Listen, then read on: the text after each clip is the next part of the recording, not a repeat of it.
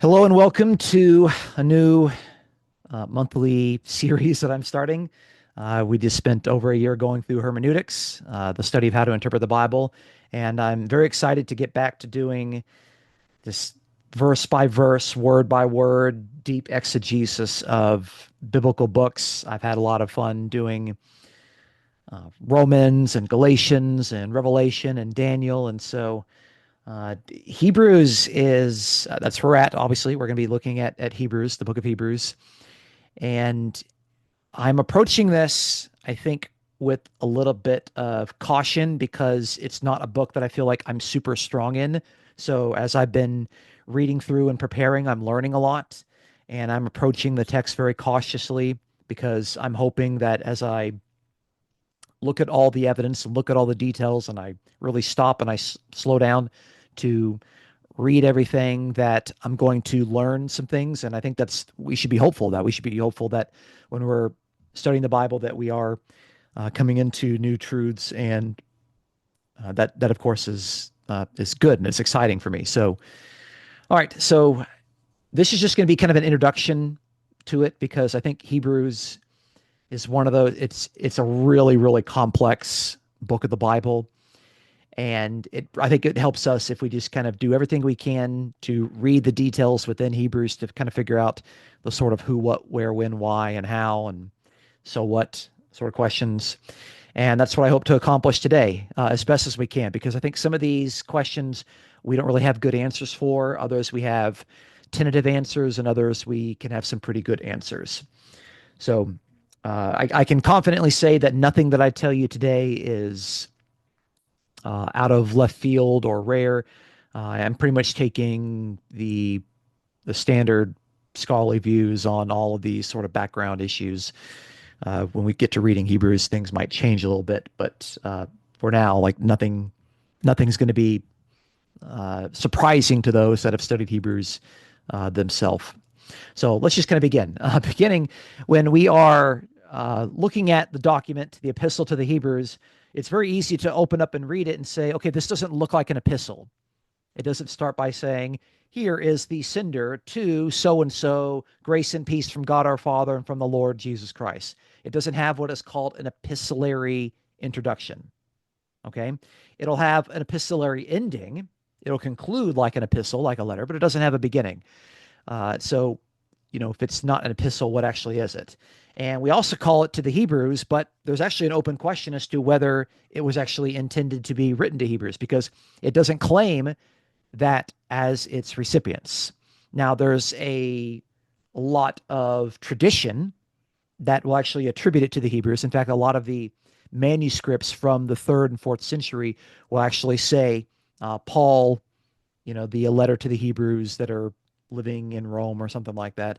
There are a lot of manuscripts that say that, but those are pretty late, and that's it. It shows that the letter, I'm just going to call it a letter for now, really is just asking people to answer some of these questions. But in reality, some of these questions are difficult to answer with some confidence. So I'm going to start off by talking about the uncertainty of identifying the recipients.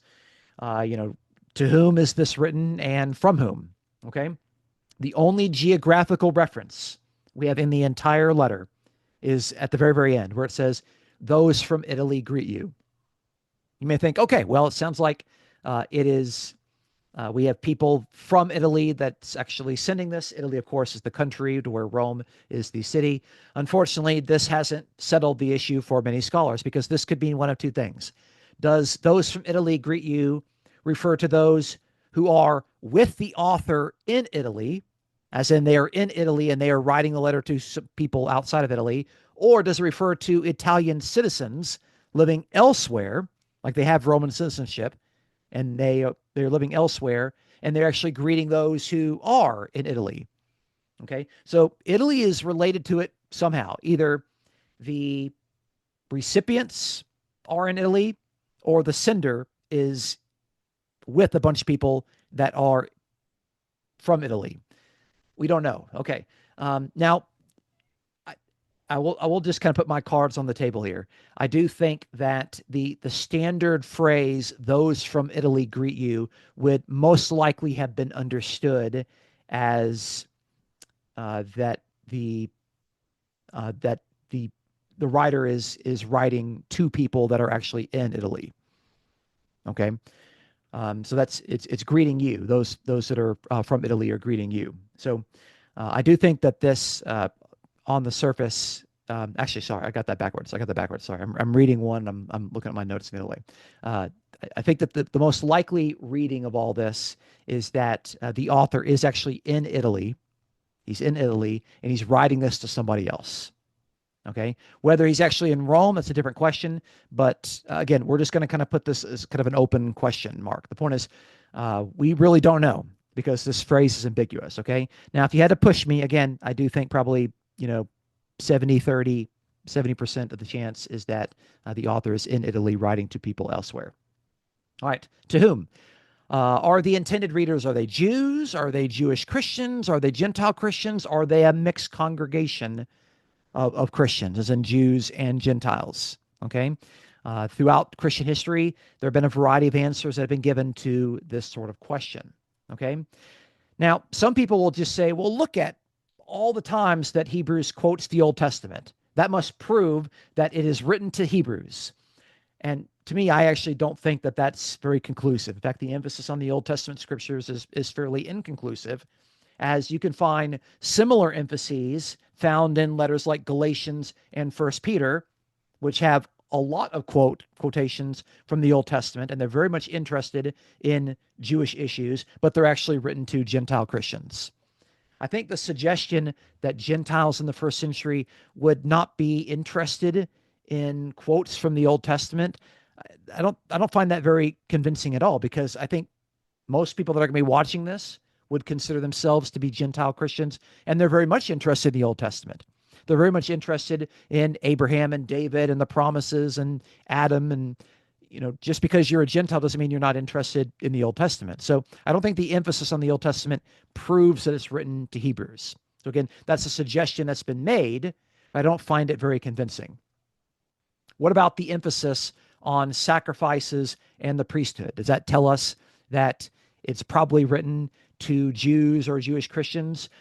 Again, I don't think that's very conclusive, because early Christians are all going to regard the Old Testament as inspired scripture, even if they saw themselves in the new covenant, as in even if they saw themselves no longer related to the physical sacrifices in Jerusalem and the priesthood that works in the temple day in and day out.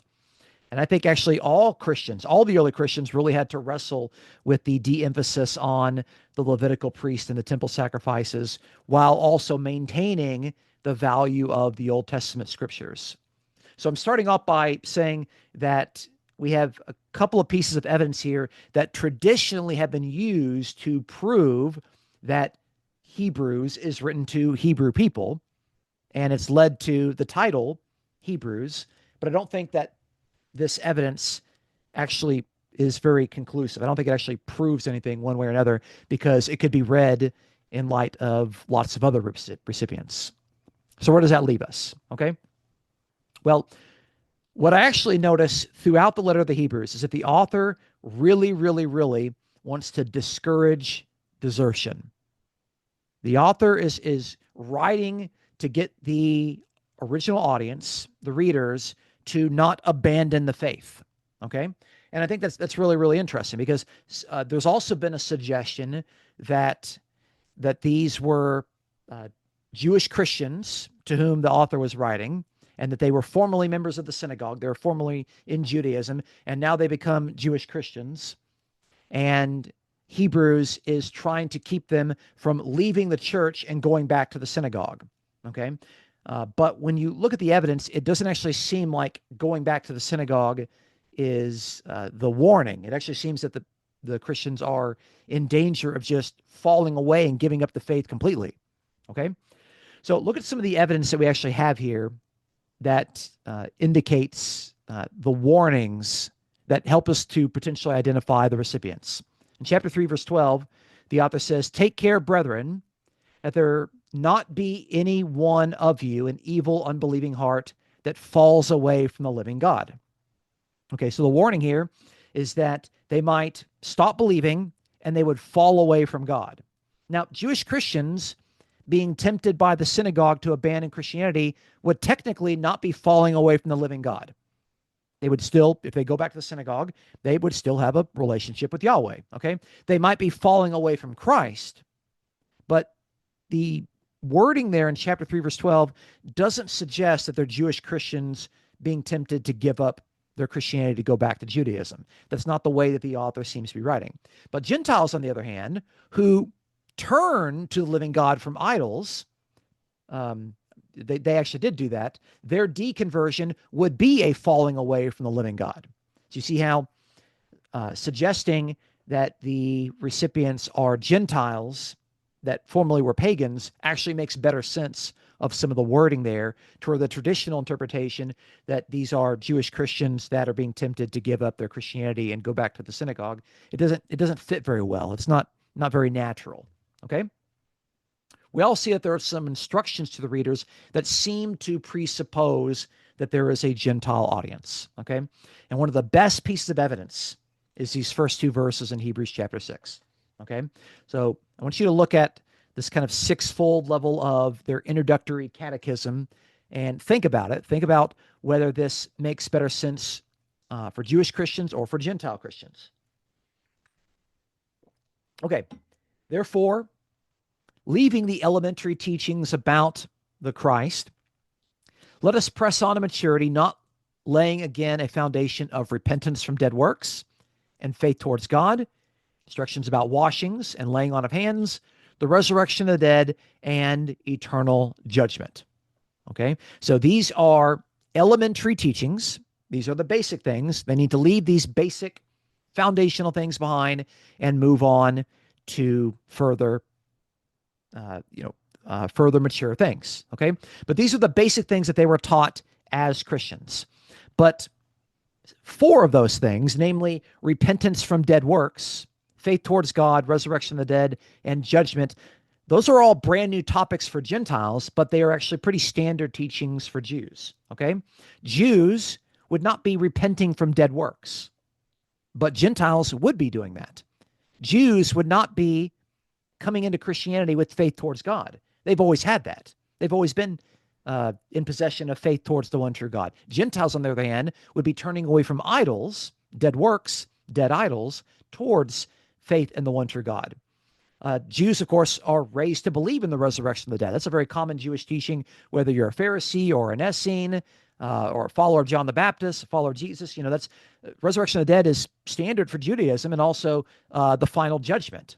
Okay, but those are all new teachings for Gentiles. Again, it doesn't make a lot of sense to say that these are Jews saying that, whenever you came to Christianity, we're teaching you about repentance and about faith towards God, judgment, and the resurrection. It doesn't fit very well, but it makes better sense with a Gentile audience. I'm pointing all these things out here because even though we have to continue calling it Hebrews, the letter to the Hebrews, it's probably not written to ethnically Hebrew people.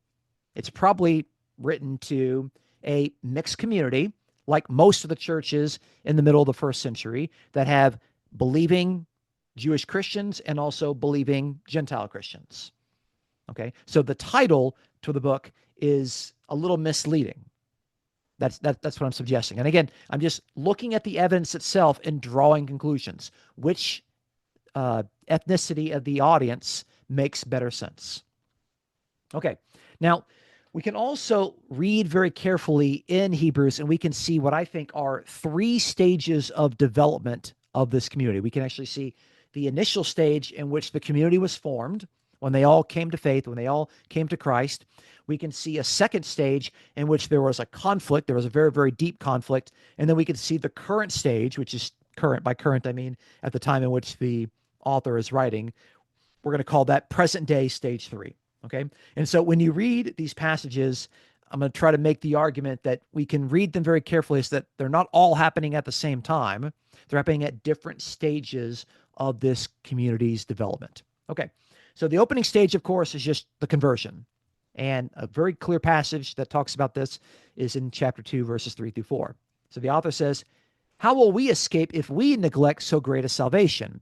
After it was first spoken through the Lord, it was confirmed to us by those who heard, God also testifying with them, both by signs and wonders and by various miracles and by gifts of the Holy Spirit according to his own will. Okay? So we can see there he's talking about their conversion. He's like, look, salvation was spoken through Jesus, which proves, by the way, that Jesus preached the gospel of the kingdom, and that was salvation, and that there's no dispensationalism. Salvation was spoken by Jesus. It was confirmed by those who heard, as in the earliest followers, but it was confirmed to us by those who heard. Okay, so we have those who heard Jesus, like the earliest followers of Jesus, but then it was confirmed to us by those groups. So I actually think that this suggests that the community is a group of second generation believers. Okay, they weren't the ones that heard from Jesus. They were those that were confirmed by those. They were the second group of people.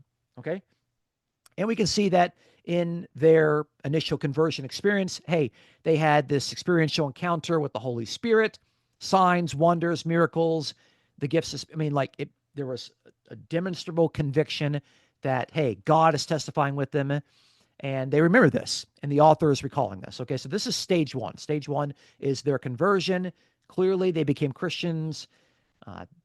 We have the confirmation of the earliest preachers, and of course, God testifying with the gift of the Holy Spirit.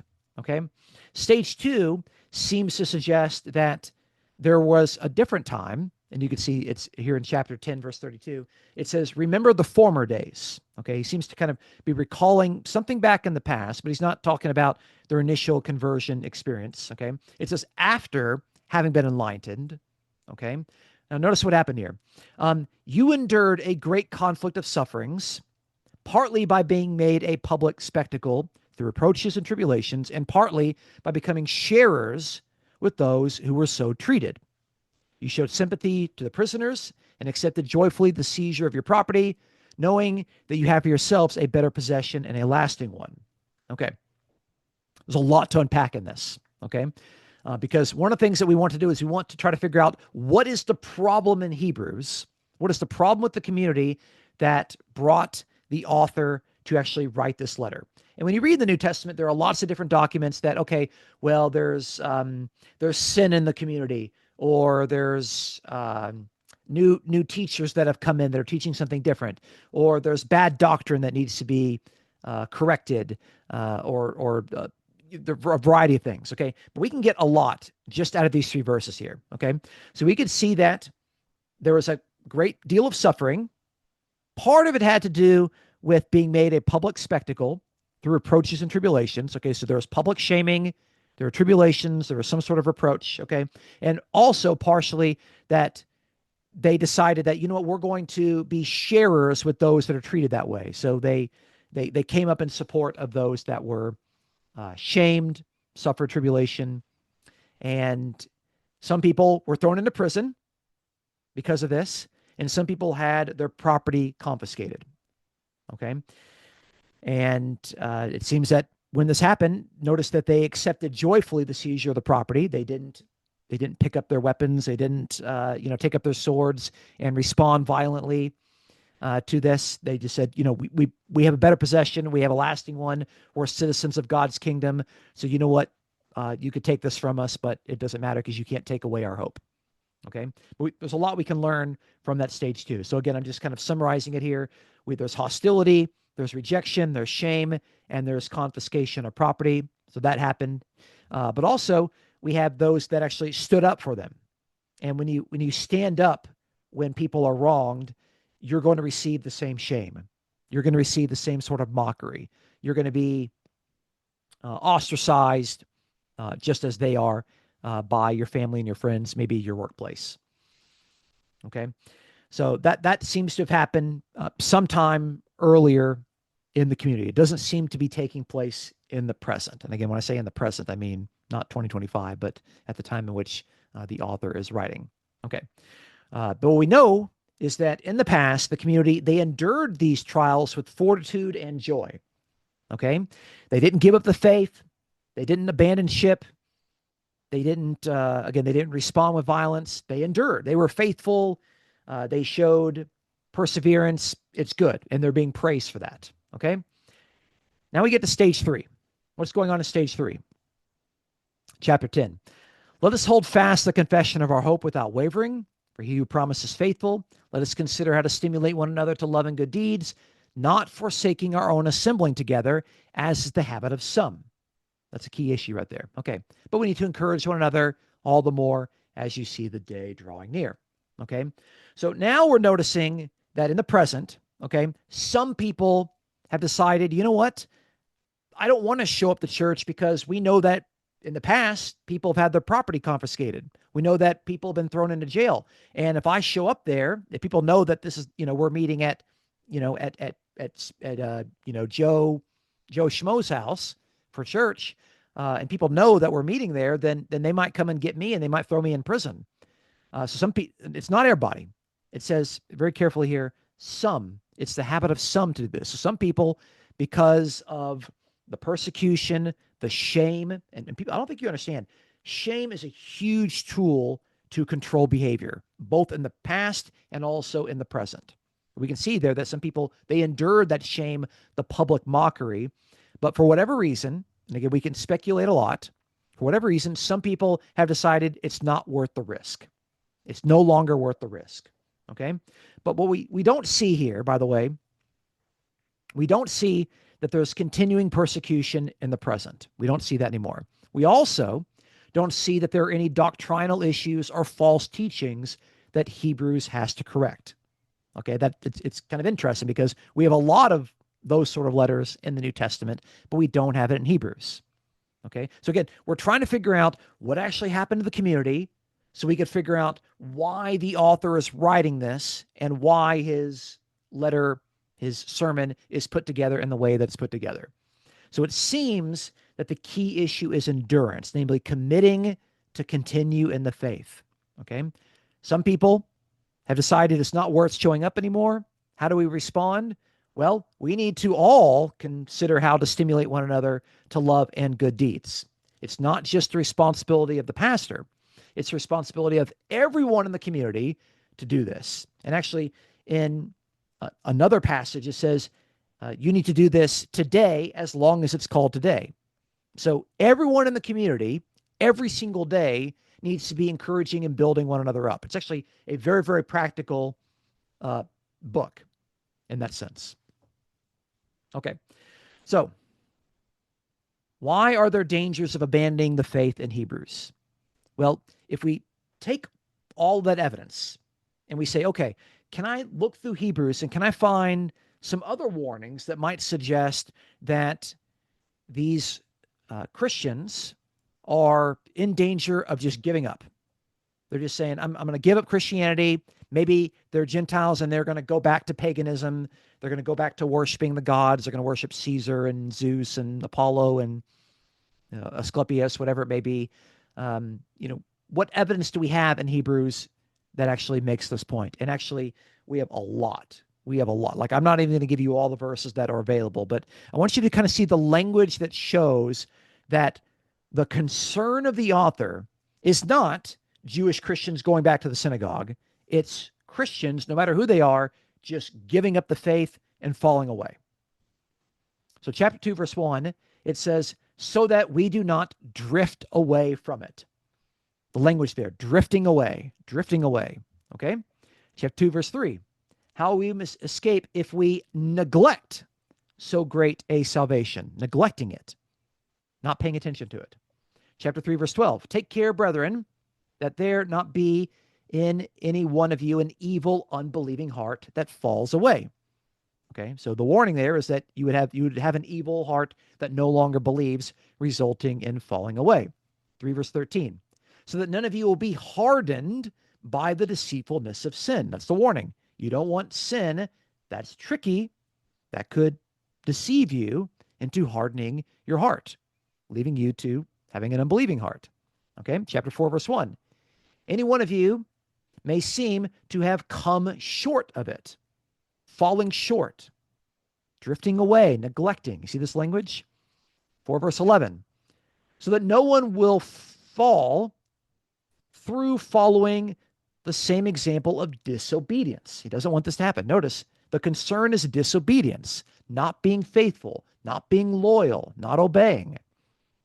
Chapter 6 verse 6 said if you fall away, you can't even be renewed. But we've already seen the falling away language in chapter 3 verse 12.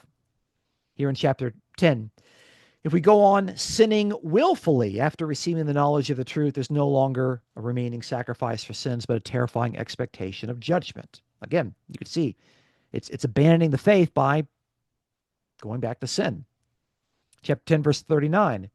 But we are not of those who shrink back to destruction. Again, shrinking back, drifting away, falling away, coming short. Chapter 12, verse 3. So that you will not grow weary and lose heart. Again, if you abandon the faith, it's because you're tired of doing all this. You're losing heart. You're no longer confident, okay? So again, all of this language here suggests that the issue is Christians, some of them in this community, wherever it is, don't feel that it's worth continuing to be a Christian for whatever reason, whether it's past persecution, shame, being thrown into prison, having property confiscated, harassment, whatever it may be, okay? But I don't think that this is Hebrew people that are like Hebrew Christians, Jewish Christians, that are being tempted to go back to the synagogue. The language doesn't suggest that. The language suggests you need to continue in the faith or you're going to fall away and you're going to just give up and abandon the new covenant. And again, we're not even giving all the verses here. I'm just giving you all the ones that will fit onto one slide. Oh, I got one more. Okay. Chapter 12, verse 16, that there be no immoral or godless person like Esau. Again, don't be immoral. Don't be godless. Don't fall away from the living God. Okay. To me, I just think that evidence it's really compelling when you put it like that. Okay.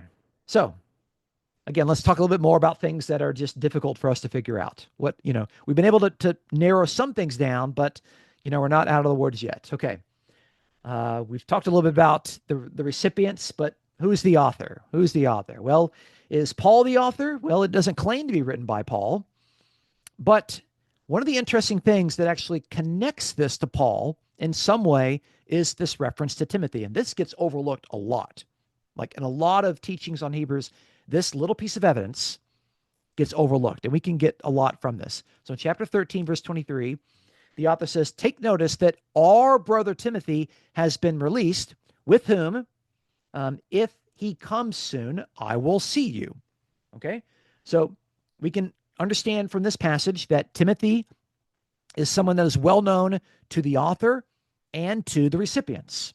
Okay? Timothy was one of the regular traveling companions of Paul when Paul was going around founding churches that were believing Jews and believing Gentiles. Okay? So even though Paul is not directly related to Hebrews, it doesn't claim to be written by Paul in the way that all of Paul's letters are state. Timothy is related, so I think it's related to the Pauline mission in some sense, but also because we know when Paul's mission was and when Timothy was traveling, that also helps us to narrow down a little bit of when this might have been written. Okay. Obviously, Timothy had to be at an age where he could actually physically travel from being in prison to actually going to wherever this audience was. Now, the author is also going to discuss his conversion, which we already talked about this a little bit here. We already talked about this in chapter 2. And again, just look at the language here of the conversion, but also I want you to contrast it with Galatians, where Paul talks about his own conversion. So here, again, we see that we have salvation. It was confirmed to us by those who heard. Okay, that's important. So the recipients of Hebrews heard the gospel from other people. But Paul says in Galatians 1:15, when God, who had set me apart even from my mother's womb and called me through his grace, was pleased to reveal his son in me so that I might preach him among the Gentiles, and did not immediately consult with flesh and blood. Paul is saying in his conversion that the gospel was revealed to him. Jesus was revealed to him. He received salvation when Jesus appeared to him, when God revealed Jesus to him, and he had no encounter with other human beings. Human beings did not preach the gospel other than Jesus, obviously. But the earliest Christians did not convert the Apostle Paul by preaching the gospel to him. However, the audience here indicates that, where it says, after it was first spoken through the Lord, it was confirmed to us. He includes himself with the community. Okay, so in Hebrews, again, just to make this clear, the author and the recipients heard the gospel from other people. Paul, on the other hand, in his own autobiography, says he did not consult with flesh and blood, that it was God who revealed Jesus to him directly. Okay, so again, it doesn't sound like something Paul would say. It's just really hard to square that circle if you want to say that Paul wrote it. Okay. All right. What about Paul's style of rhetoric, the way that Paul writes? Some people say, well, sometimes you write differently for different audiences. I get that. That's true. I get it. The way that you read Romans is very different than the way that you read Philemon. Both are authentic letters of Paul. Okay. Maybe Hebrews is just written differently. Okay. But look at what Paul says in 1 Corinthians 2. He says, my message and my preaching were not in persuasive words of wisdom, but in the demonstration of the Spirit and of power, so that your faith would not rest in the wisdom of men, but on the power of God. Paul is saying that I'm not writing to you in these fancy, wise words. I don't want you to be convinced of me because of my rhetoric or with my words of wisdom. You were convinced because of the Spirit and because of God's power, and so that your faith would rest on those sort of things. So he explicitly says, I'm not writing to you with these persuasive, wise words. Okay? But the author of Hebrews uses a significantly advanced rhetorical skill set. The book is written as a sermon intended to be read aloud and enjoyed by the audience. And sometimes it's difficult to see this in English, but if you can look at it in the Greek, there are a lot of these little telltale signs to show not only is the author writing this in a way because he knows it's going to be read aloud and it's going to be appreciated, but he also writes it in a way to kind of show off how good of a rhetorician he is. Okay. So if it's not Paul, well, who wrote it? Okay. All right. Well, it's not Paul who did it. Okay. Well, I think it's somebody who's closely associated with the Pauline mission, somebody who clearly knew Timothy personally. Okay. So we can try to narrow it down a little bit. We've got some good guesses that people have had. Some people have said, well, it should be Barnabas, because Barnabas, we are told in the book of Acts that he's a Levite, and the book of Hebrews talks about a lot of priestly topics. Okay, that's a good guess. Okay, I can't actually say that's wrong or there's anything wrong with that. I think it's possible. I think that's far more possible than Paul. We know Paul didn't write it. We know Timothy didn't write it. Okay, that's for sure. Maybe it is Barnabas. Okay, some people will say, well, it's Apollos, because Apollos is called an eloquent man in Acts chapter 18, verse 24. He's a sophisticated writer. Possible. Maybe. Could be. Okay. Some people have said, well, maybe it's Prisca, also known as Priscilla. Okay. The wife of the husband and wife duo, Priscilla and Aquila. Okay. Some people have argued this because I think they want there to be a female author. But again, this is one of these things you can't see in English, but you can see it in Greek. Okay.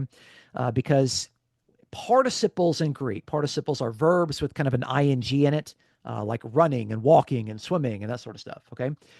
Participles are gendered in Greek. And so there's this one participle to where the author speaks in the first person in Hebrews chapter 11, verse 32, where he says, for time will fail me if I tell. And this verb here, the egumenon, is actually masculine, to where it could be feminine if the author was a female. Okay, but it indicates here that the author is masculine, so I'm sorry, it can't be Prisca/Priscilla. Okay, there's also something that we can say about the author is that in chapter 13, verse 19, the author says, I urge you all the more to do this so that I may be restored to you the sooner. This indicates that the author knows the audience deeply. They know each other. So some people say, well, it could be Priscilla writing kind of secretly. Maybe nobody would have accepted her work because she's a female, so she wrote in the guise of somebody else. But I don't think that works, because we can see here that the audience knows who the author is. The author knows who the audience is. So I'm sorry, Prisca just doesn't work. So maybe Barnabas, maybe Apollos. I don't know. You don't know. I think Origen said in the 3rd century, only God knows. Only God knows. Okay. So that's just kind of one of those things, like, we don't know. We've got some good guesses. We've got some options that are just impossible. In the end, I don't think it matters so much. Okay. All right. What else is uncertain? Okay. Well, we can learn a little bit about the author's education by looking at Hebrews as a piece of Greek literature. So the author is going to use Greek like a native speaker. He is very, very highly sophisticated. Now, if you're to read something like the Gospel of Mark, or like the Gospel of John, or even like 1st, 2nd, and 3rd John, they're written not by someone that I think is super comfortable with Greek as if they're a native speaker. They're probably someone that is using Greek as like a 2nd or 3rd language. Not with Hebrews. Hebrews is not like freshman level Greek reading. Hebrews is hard. Hebrews is difficult. Like, Hebrews is not the fun thing to pick up and read and say, hey, let's just translate through it. It is not easy. It's very, very difficult. Okay. And any people that have taken Greek 101 or even 2 semesters of Greek, they know that Hebrews is not the place that you start off at. Okay. It seems that the author has some sort of formal training. And again, it's difficult to kind of prove this. However, there have been some really, really, really good studies to show some of the arguments in Hebrews, like in Hebrews chapter 12, and they seem to be giving an argument in that chapter that are drawn straight out of ancient Greco-Roman textbooks on elementary rhetoric. The author is giving an argument that is exactly how someone who's been trained in Greek rhetoric would actually write. Okay. And so if I had the time, I would actually put them all up here for you to see. It would take a long time to do, so you're just going to have to trust me on this. Maybe sometime when we get to chapter 12, we can dig in deep and we can look at this particular point. But this is someone that I think really has been formally trained, highly sophisticated. It's a very polished book. Okay. Now, what do I mean by the author not only writing well, but also writing for fun? He's going to use in the opening in the opening verse, he's going to use alliteration, not because it actually demonstrates a particular point. He's going to use alliteration in Greek just for fun, just because it sounds good to the listeners. It's like the opening line is going to be like, oh, that sounds good when you're hearing it. Okay. So alliteration, of course, is repeating words that all start with the same sound. Okay. A lot of modern preachers like to do this. They like to do like 3-point sermons that all start with a particular letter. Like they all start with S's, serve, send, spirit, something like that, alliteration, we're told in writing to always avoid alliteration, which is kind of a joke because that's alliteration. Okay. So in the opening line here in chapter 1, verse 1, in English, there's no way you can bring this into English. Okay. So when you read in English, it says, God, after he spoke long ago to the fathers and the prophets in many portions and in many ways. There's not really any alliteration there. But the Greek, you'll hear this constant P sound. Okay. Polymeros ke polytorpos, pale otheos, lalisas tis patrisin in tis prophetes. And so you have all those P words, those 5 of them in that one sentence. And the author is doing that because he just likes using alliteration. It's for fun. Okay. And again, this shows the sort of sophistication to where he's just having fun writing at this point because he's just that good. Okay. He also, there are technical words for this. He also likes to begin and end parallel words with the same sound. Okay. So we might call this rhyming, but sometimes it's for like the beginning and the end. So in chapter 1, verse 3, I'm underlining the parts that I'm going to be reading and translating where it says, and he, the subject is Jesus, And he is the radiance of his, God's glory, and the exact representation of his nature. And he upholds all things by the word of his, God's power. Okay. So you have, and he is of his nature, he upholds of his power. And so the rhyming there is going to be os on with pheron. And then you have tis ipostaseos off two, and then tis dinameos off two. They kind of rhyme in that way. Again, this is just the author having fun with the way that he's writing. Okay, but you can't see it in English. You can't appreciate what's actually there. You can only see it there in Greek. Okay, again, this is a writer that's got too much time on his hands, and he's just that good. He's just that good. Okay, I'm telling you, this is not Paul. Paul is not like this. Paul does not do that kind of stuff in his writings. Okay, the author's use of Scripture. Yeah, the author uses the Old Testament a lot. Does that mean that we just need to take our Bibles and look in the Old Testament? Well, not so fast, okay? Because the author seems to be what I think a Jewish Christian whose primary Bible is not the Hebrew text, the Hebrew Bible. It's actually the Septuagint, the Greek translation of the Hebrew Bible. The quotations from Hebrews are from the Septuagint, okay? The Septuagint, which is abbreviated as the LXX for 70, it was the Greek translation and the interpretation of the Hebrew Bible, okay? However, whenever you translate from one language to another, it's never going to be perfect. It's never going to be perfect, okay? It's not without the difficulties. Now, what I wanted to do here is I wanted to show you the admittance and the acknowledgement of a Jew who translated one of these intertestamental books. If you have like a New Revised Standard Version, you have the intertestamental books. Sometimes they're called the apocryphal books or the deuterocanonical books. There's a book in there called Sirach. And at the very beginning of it, there's an introduction because this is the grandson of the person who actually wrote the book. Okay. By the way, his grandfather's name is Joshua, and Joshua's name in Greek is Jesus. So you're going to read Jesus here. It's not the Jesus Christ. It's just another common name for Joshua. But I want you to see, so in the year 180 BC, how this author is going to talk about translating from Hebrew to Greek by his own acknowledgement. Okay, so this is what he says. He says, so my grandfather Jesus, not Jesus Christ, Joshua, this is grandfather, who had devoted himself especially to reading of the law and the prophets and the other books of our ancestors and had acquired considerable proficiency in them, was himself also led to write something pertaining to instruction and wisdom, so that by becoming familiar also with his book, those who love learning might make even greater progress in living according to the law. You are invited, therefore, to read it with goodwill and attention and be indulgent in cases where, despite our diligent labor in translating, we may seem to have rendered some phrases imperfectly. Okay. For what was originally expressed in Hebrew does not have exactly the same sense when translated into another language. He means Greek, by the way.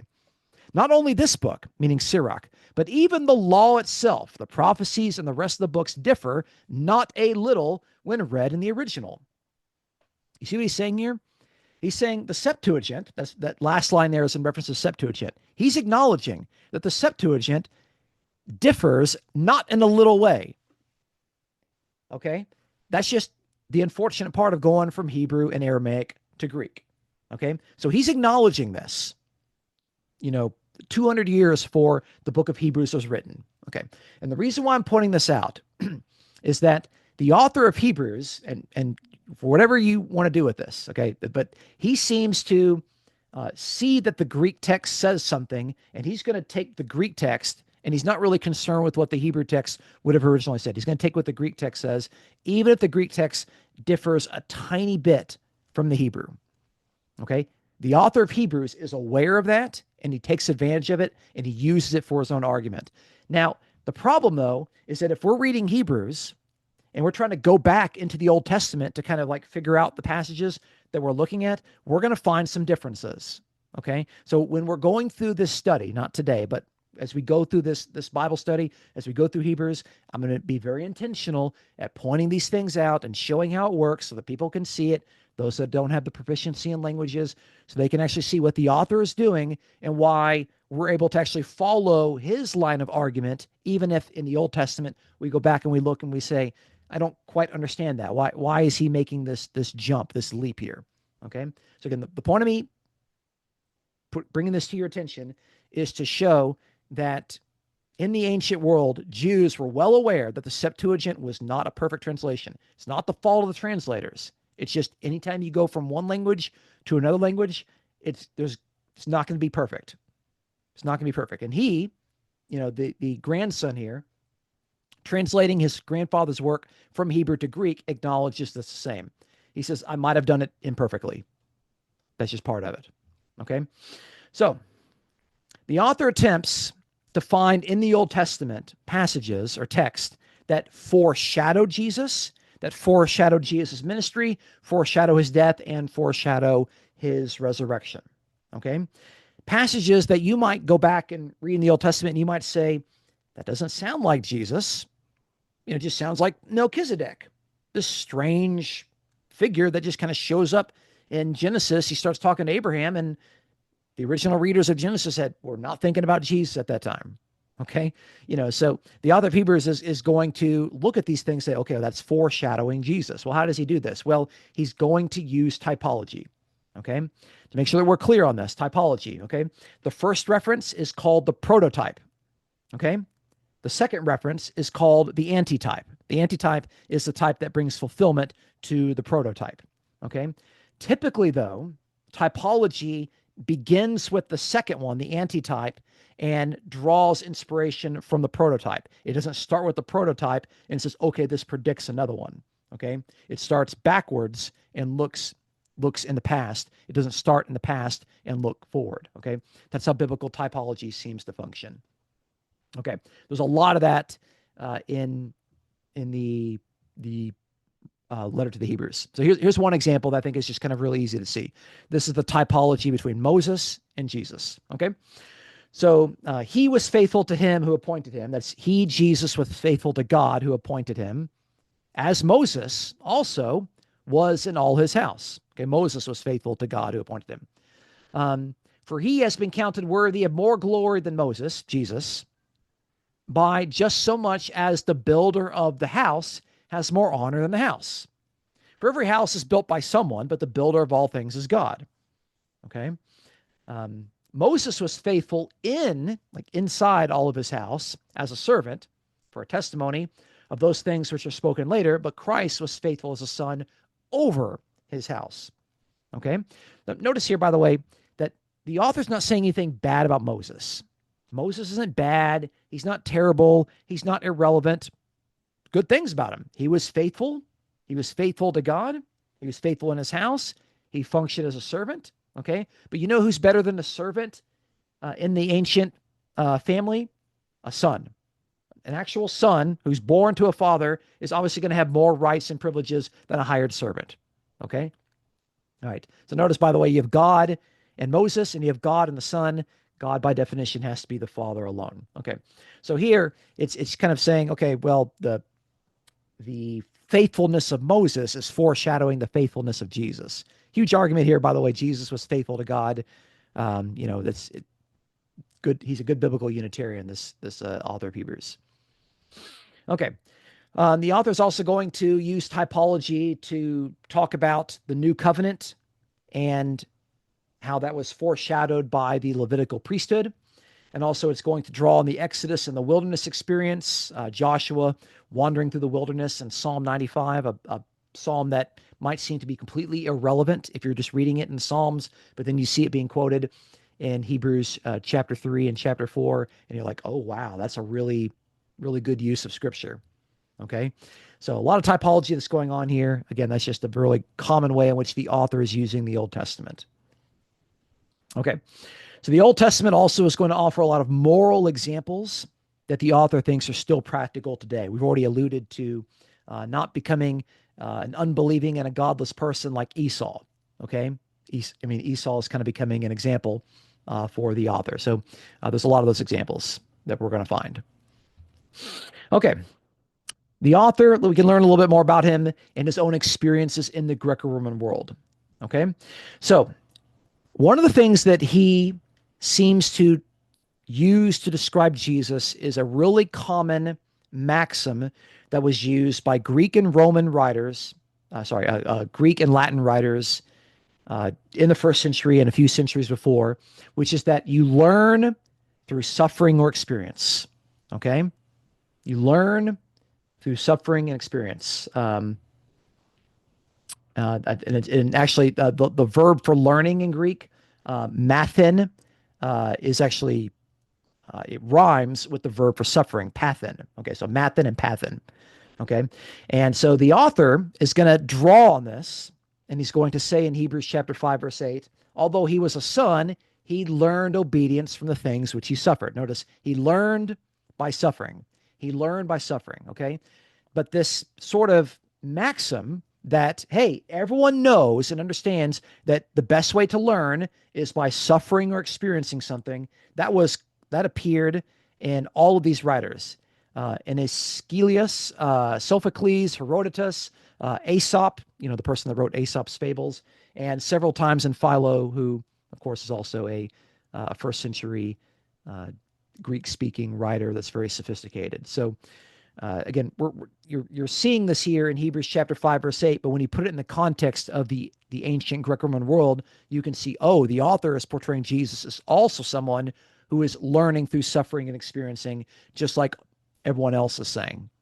Okay, it's kind of an interesting detail. Also, that's really hard for Trinitarians, by the way. How can Jesus learn by suffering? Okay, milk and maturity. Okay, it also shows up in Hebrews chapter 5. Let me give you the passage here, verses 11 through 14. Concerning him, I think this is concerning Melchizedek. We got much to say. It's hard to explain. Why? Because you've become dull of hearing.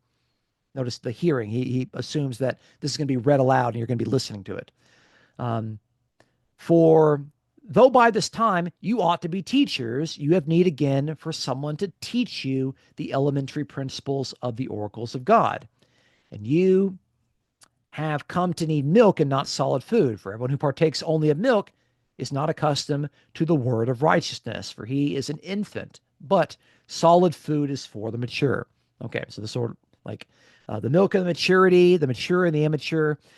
Again, a lot of ancient Greco-Roman writers would talk about the need to mature and to grow by using maturity language and milk. So Epictetus, in his discourses, says, are you not willing at this late date, like children, to be weaned and to partake of more solid food?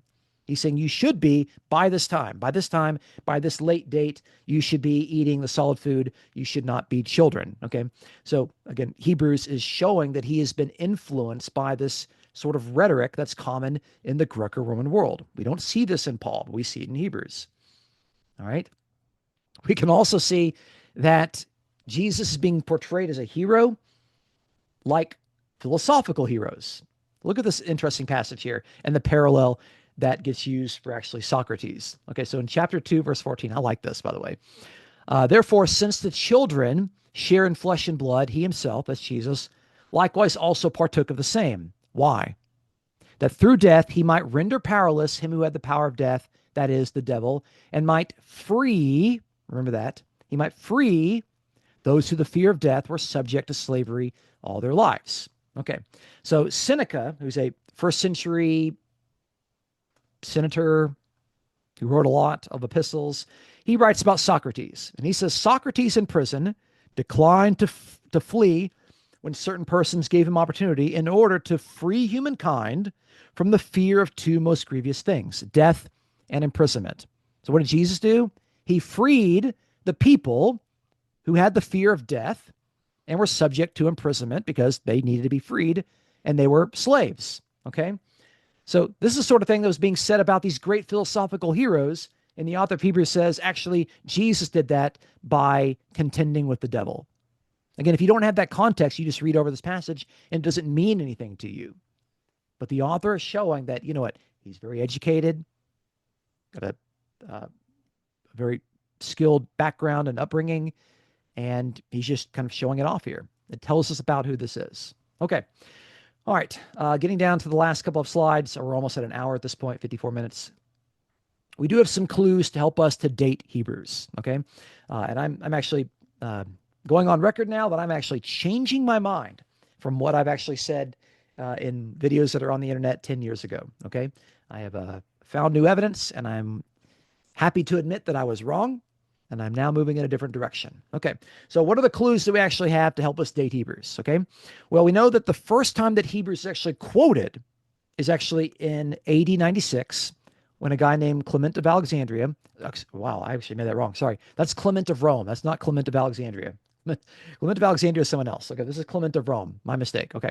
All right. Clement of Rome, who wrote First Clement in 96 AD, he has a copy of Hebrews. Okay. That's interesting, by the way, if we're taking into account, remember that reference in chapter 13 of Hebrews, those from Italy greet you. We know that someone in Rome has a copy of Hebrews at least by the end of the first century.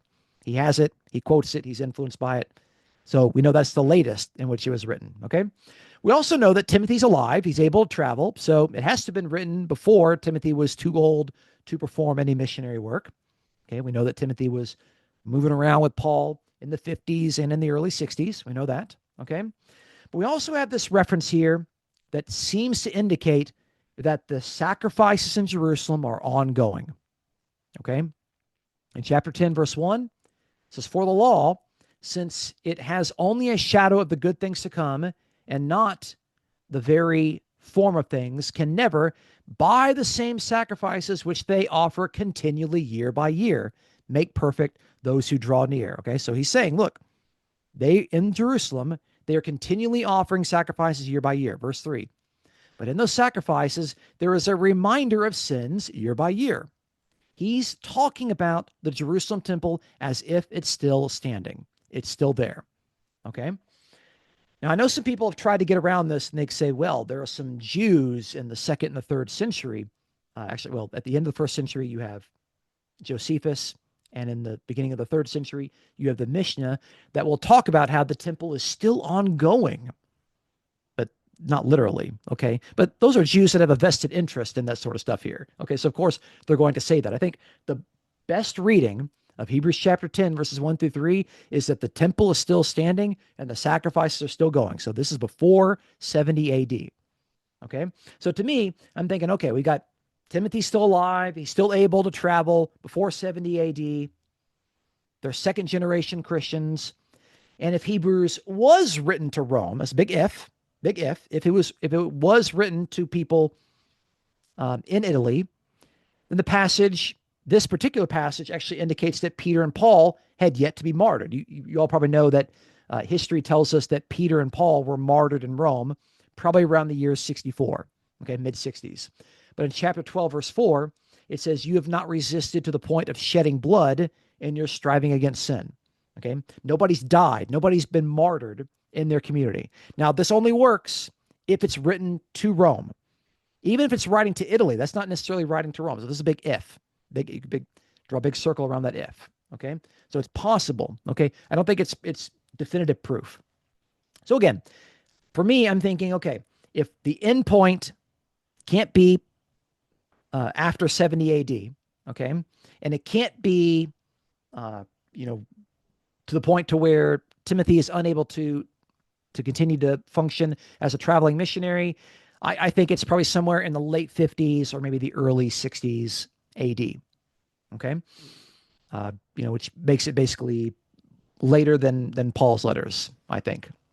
So that's my best guess with that. Okay, all right. I think this is the final slide. Yes, final slide. Okay, all right. What's the purpose of it? Okay, we've done the best we can.